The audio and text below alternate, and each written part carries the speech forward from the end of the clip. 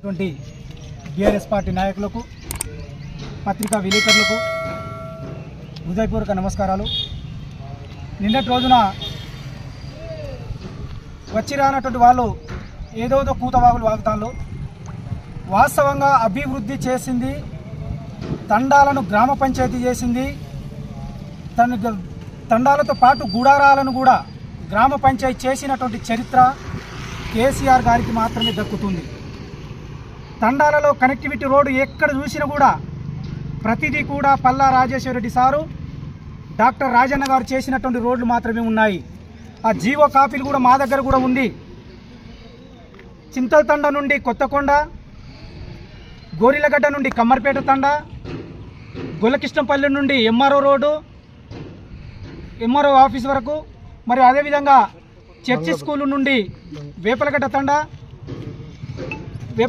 మరియు ఇక్కడ మన కొల్లపారం నుండి సంపకల నుండి లోక్యతండ, మరియు పీసర నుండి మరి లోక్యతండ, పీసర చెరువు కట్ట మీదకి వచ్చేటువంటి రోడ్డు, ఇవన్నీ రోడ్డు కూడా చేసినటువంటి ఘనత పల్లా రాజేశ్వరరెడ్డి సార్ది, డాక్టర్ రాజన్నది మాత్రమే.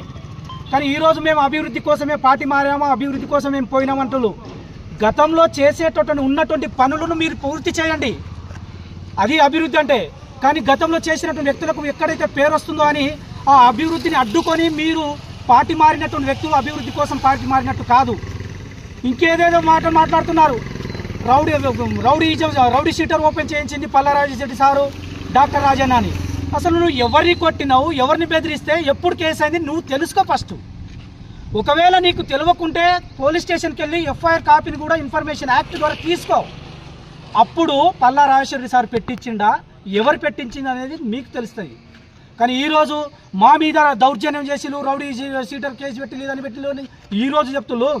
ఆ రోజు మేము పెట్టలే. పల్లా రాజేశ్వరరెడ్డి సారు అనుచరులు కానీ, డాక్టర్ రాజన్న అనుచరులు కానీ ఎవ్వరు కూడా రౌడీ షీటర్ కేసు పెట్టలేదు. నీ మీద రౌడీ షీటర్ కేసు పెట్టించింది ఇప్పుడు కడియం శ్రీహరి యొక్క అనుచరుడు, ప్రధాన అనుచరుడు, ఆ వ్యక్తి మాత్రమే పెట్టించింది తప్ప మేము పల్లా సార్ యొక్క అనుచరులు కానీ, డాక్టర్ రాజన్న యొక్క అనుచరులు కానీ రౌడీయిజం కేసు మేము పెట్టియలేదు. దానికి మేము కూడా చూస్తున్నాం. ఆ రోజు మొన్న ఒక వ్యక్తిని కొట్టినామని చెప్పి ఇక్కడ నుండి ఏదో అక్కడ నుండి పెద్ద సార్ నుండి ఫోన్ చేపించి ఇక్కడ నిన్ను ఎస్సీ ఎస్టీ కేసు కూడా బనాయించాలని కూడా చూసిళ్ళు. కానీ ఆ రోజులలో ఉన్నటువంటి మా నాయకులు దగ్గరికి వచ్చి బతిమిలాడి బామాడి నేను ఇక్కడ నుండి చెయ్యను అని చెప్తే ఆ రోజు వాళ్ళందరూ కలిసి వద్దులే అని మిమ్మల్ని మామూలు కేసు నుండి, ఎస్సీ ఎస్టీ కేసు నుండి మామూలు కేసుకు తీసుకొచ్చి నిన్ను మళ్ళీ ఎలాంటి కేసు లేకుండా చేసినటువంటి వ్యక్తులు మా వర్గం వ్యక్తులు. కానీ ఈరోజు చెప్తున్నావు రౌడీయిజం. మేము ఎలాంటి రౌడీయిజం చేయడానికి రాలేదు. మీరు చేస్తున్నటువంటి రౌడీయిజాలపైన మీరే కౌంటర్ ఇచ్చుకుంటారు, మీరే కేసు పెట్టుకుంటారు, మీరే తన్నుకుంటారు. మాకేం సంబంధం. కానీ మా జోలికి వస్తే మాత్రం మేము ఊరుకునేటువంటి ప్రసక్తి లేదు. పల్లా సార్ జోలికి వచ్చినా, డాక్టర్ రాజన్న జోలికి వచ్చినా, ఎవరి జోలికి వచ్చినా ఊపుకునేటటువంటి ప్రసక్తి ఇప్పటి నుండి లేదు. ఒకవేళ మీరు విమర్శించాలనుకుంటే మీ నాయకులు విమర్శించండి.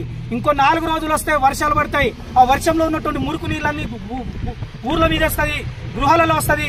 సార్ మా పని ఎప్పుడు చేస్తామని మీ సార్ అడ్డుకోండి. మీరు కడియం శ్రీహరి బాగా చెప్పుకుంటున్నారు కదా, ఆ సార్ పోయి పనుల కోసం అడగండి. కానీ ఈరోజు మేము చేస్తున్నాం అని అంటున్నారు.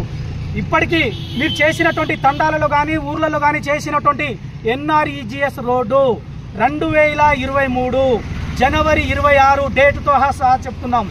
2023 జనవరి 26 రోజున పంచాయతీరాజ్ శాఖ మంత్రి ఎర్రబెల్లి దయాకర్ రావు ఆ రోజు ఇచ్చినటువంటి ప్రొసీడింగ్ కాపీలు మా దగ్గర ఉంది. ఏ ఊరికి ఎంత అనేది కూడా ఉంది. ఆ రోజులలో చేసినటువంటి మెటీరియల్ అంటే లేబర్ కాంపోనెంట్ను బట్టి మెటీరియల్ కాంపోనెంట్ వస్తుంది. కానీ మీరు వచ్చినంత మాత్రం ఈ 4-5 రోజుల్లో, 1 సంవత్సరం కూడా కాలేదు. మేము తీసుకొచ్చినట్టు అంటే 1 సంవత్సర కాలంలో ఒక బడ్జెట్ అనేది ఉంటుంది, ఒక ప్రణాళిక అనేది ఉంటుంది, దేనికైనా ఉంటుంది. ఆ బడ్జెట్ కేటాయించిన దాన్ని బట్టి ఉంటుంది. కానీ మీరు వచ్చుడుతోనే వచ్చినట్టు, మీరు చేసుడుతోనే ఏదో మీరు అభివృద్ధి చేసినట్టు ఈ కూతవాగులు వాగుతున్నారు. అది కాదు. ఇప్పటికీ చెప్తున్నాం, ఇక్కడ వచ్చినటువంటి 104 కోట్ల రూపాయల యొక్క బడ్జెట్ కూడా జీవో నంబర్ 49 ద్వారా వచ్చింది. కానీ ఈరోజు పోయి అక్కడ పోయేమో లింగంపల్లి కాడ, కొండాపూర్ కాడ నేను కొబ్బరికాయ కొట్టినాం, ఇవి రోజు వచ్చింది, ఈ రోజు నేను శాంక్షన్ చేయించినట్టు ఆ విధంగా వాగుతాను. అవన్నీ మానుకోండి. అనవసరంగా ఎందుకు ఏదో మీరే చెప్పిళ్ళు, ఆ పదజాలం మీకే వర్తిస్తుంది. కుక్క వాగుడు వాగకండి. ఇప్పటికైనా కానీ అనవసరమైనటువంటి మాటలు మాట్లాడి ఇక్కడ మాకేదో మేమేదో చేస్తే మీకు నష్టం జరిగినట్టు, మీరేదో మాకు బాగా వెలుగేసినట్టు ఆ విధంగా మాటలు మాట్లాడకండి. ఇప్పటికైనా తస్మత్ జాగ్రత్త, ఖబర్దారుగా ఉండండి. ఇప్పటికైనా కాంగ్రెస్ నాయకులారా, ఇప్పటికీ మీ యొక్క పాత అనుచరులు ఒక్కసారి ఒక పాత అనుచరులను ఒడగొడతారని సార్ చెప్పిండు. కానీ ఒడగొడతారు, కానీ మా పాత అనుచరులు అంటే మా మీద ఎక్కడికి వస్తుందని మీరు ముందే పడి మీరు ముందే ప్రెస్ మీట్లు పెట్టి ఏదో మేము ఘనకీర్తి చేసినటువంటి విధంగా మీరు మాట్లాడకండి. వాళ్ళ అనుచరులు నీ చుట్టుపక్కల తిరుగుతాడు. మరి ఉన్నాడా నిన్న ప్రెస్ మీట్లో? కడియం శ్రీహరి అనుచరులే 4-5 చుట్టుపక్కల తిరుగుతాడు. మరి రావచ్చు కదా, కడియం శ్రీహరి గురించి మీరే మాట్లాడినప్పుడు ప్రెస్ మీట్ పెట్టినప్పుడు వాళ్ళు కూడా రావచ్చు కదా, ఎందుకు రారు? అంటే పాత వాళ్ళ పేరు చెప్పిండు కదా పల్లా సారు, అయ్యో మాకెక్కడ మా కింద నీకు వస్తుందో అని చెప్పి మీరు ఏదో మేము ఎలిగేసినట్టు, మేము మీ మీదకి ఉండాలి, మేము ఏదో భుజాన వేసుకున్నటువంటి విధంగా మాట్లాడితే భుజాన వేసుకుంటే ఇంకా కిందికి దొక్కుతారు తప్ప పైకి అయితే లేపడు. ఇది మాత్రం గుర్తుంచుకోండి. కాబట్టి ఇప్పటికైనా బీఆర్ఎస్ పార్టీ చేసినటువంటి అభివృద్ధి మాత్రమే వేలేరు మండలంలో కనిపిస్తుంది.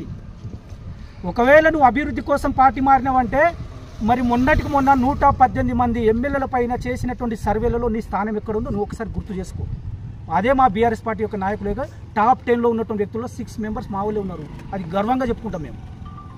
కానీ ఈరోజు నేను అభివృద్ధి చేస్తున్నా అని మాట్లాడుతున్నావు, అది చాలా చెడ్డ పేరు వస్తుంది. ఇది ఉన్నది మీకు.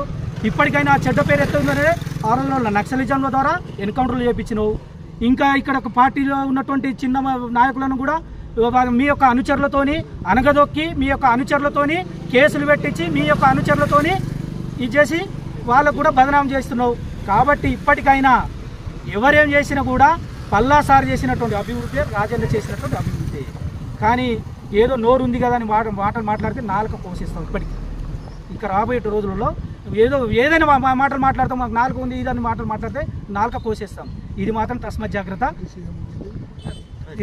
జై తెలంగాణ.